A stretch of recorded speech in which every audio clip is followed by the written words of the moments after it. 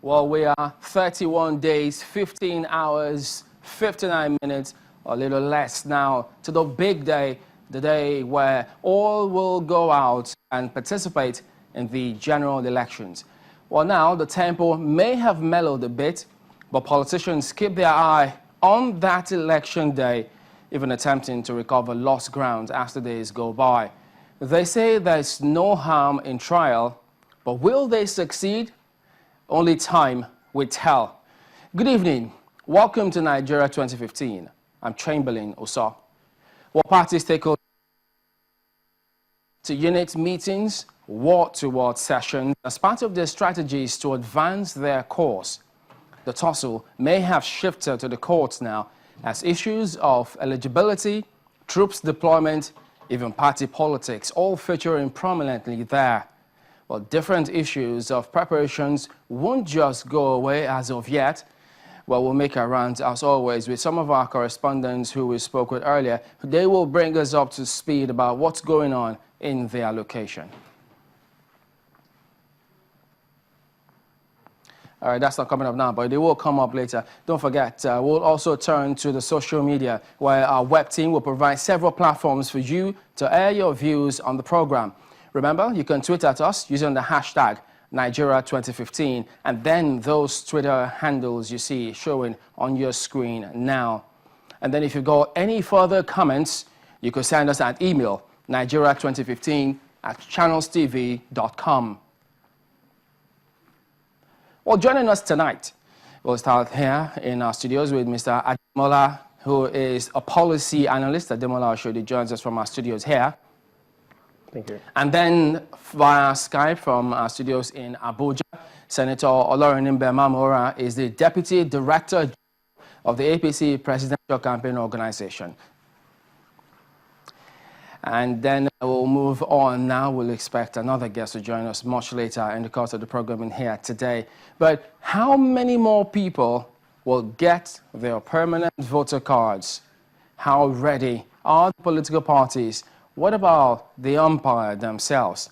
Well, these are some of the issues we attempt to find out as we proceed today. But let's take you through memory lane. Not too long ago, remember, it was on the 5th of February when that session held at the National Council of State meeting, where the chairman of the Independent National Electoral Commission was also invited to attend that meeting. Now, before that meeting, there had been speculations concerning what was going to be, who were those who were digging their heels in, saying, we're not ready for these elections. The fact that the commission was not ready, they needed more time.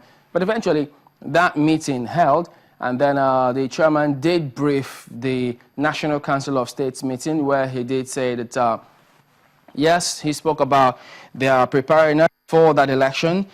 He also went ahead to remind them of the security concerns, wherein he had received briefing reports from the Office of the National Security Advisor, OSA, informing them of the security challenge. And then in that document, there were also suggestions concerning what can be done.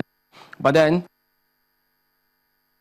about part of the Northeast, INEC did say on their part that they were ready for the elections. This all happened on the 5th of February at the National Council of State meeting. We'll touch on that as we progress here today. But then on the 7th of February, then came that big election after the Independent National Electoral Commission then called meeting of stakeholders as a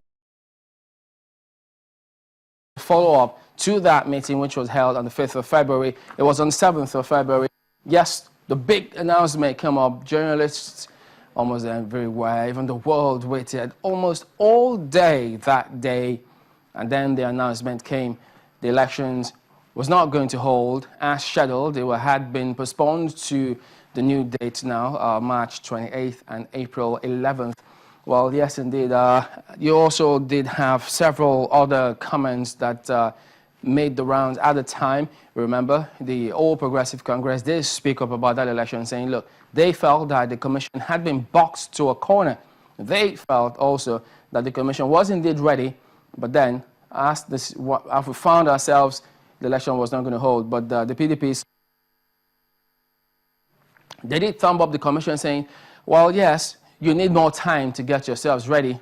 And the argument, now in history, even though it continues to make the runs. And we'll also touch on that as we progress. We also had comments from the international community also speaking up about what they think of that rescheduling of the elections, and the comments came thick and fast much later, beyond the 7th of February. And then there were also quotes from the chairman of the commission about that election, where part of what he said here, the commission cannot lightly wave off the advice of the national security chiefs.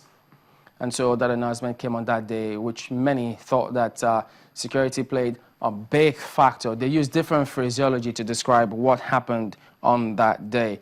But thereafter, let's talk about the permanent voter cards now. That was one other issue where those who thought that the commission was not ready had a lot of grounds with.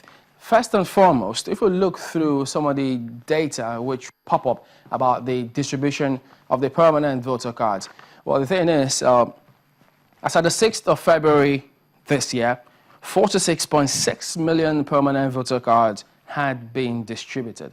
Don't forget, you had over 68 million registered voters. And so, as at the 6th of February, 46.6 million had been distributed. And then on the 24th of February, after that window, the commission said, yes, it will afford them more time to go on with the activity and then cover more grounds that they perhaps did not cover before the rescheduling of the elections. On the 24th of February this year, 53.4 million permanent voter cards had been distributed by the Independent National Electoral Commission.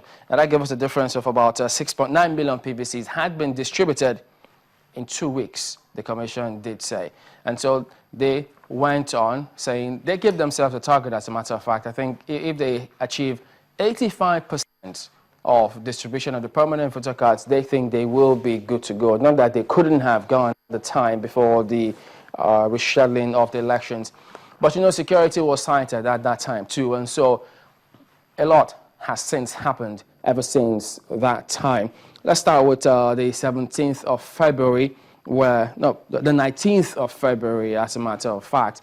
And then on the 19th of February, moving away from the distribution of the permanent voter cards to security issues, where security did this combined operation where they moved in to Sambisa Forest, Nigerian troops coordinating that event with other African troops. You had those of Chad, Niger, talking about the Chad Basin Security Architecture, which had been signed since 1998, the military authorities tell us. And so they say now we're getting the full complement, well, maybe not the full complement, but those countries that had been involved in the signing of that agreement are sending their company, as they ought to have. But now a good thing is coming at this time, and so some successes being recorded. And then on the 20th of February, there was an announcement that we had seized the garrison town of Baga by the Director of Defense Information, Major General Chris Olukolade, giving that announcement on that day. And then it was welcomed by a lot of people. On the next day, as a matter of fact, there was this overnight attack on the island of Karamanga in Lake Chad. 7 soldiers unfortunately lost their lives in that one. But 15 Boko Haram assailants were reportedly killed. Some insurgents were told also drowned in Lake Chad while they were trying to escape. It was the worst attack of those in the 6-year history of the insurgency. And then the military did release a video of the bombardment of those areas. There were those who, the images of the drones being used. So it was Colonel Salau Bamo who spoke on that matter at that time. So a lot going on. The timeline you've just seen, but we will also talk more on that as we progress. Let that take you now to the comments of the chairman of the Independent National Electoral Commission, how he spoke, what he spoke about this rescheduling of the elections. Let's listen to it.